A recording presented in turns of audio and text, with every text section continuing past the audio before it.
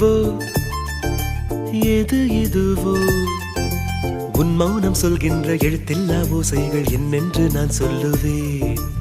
இது அதுவோ இது அதுவோ சொல்லாத சொல்லுக்கு இல்லாத வார்த்தைக்கு ஏதேது அர்த்தங்களே. பெண் தோழன் நான் ஆண் தோழி நீ நட்புக்குள் நம் காதல் வாழும்